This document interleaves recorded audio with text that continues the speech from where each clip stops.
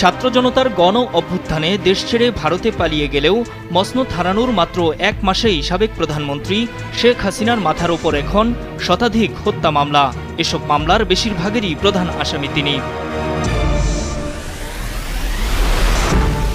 এরই মধ্যে নতুন করে গঠিত হয়েছে আন্তর্জাতিক অপরাধ ট্রাইব্যুনালের প্রসিকিউশন টিম।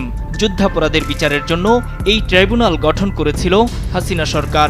এবার কি তাহলে এই আদালতেই তাকে বিচারের মুখোমুখি হতে হবে?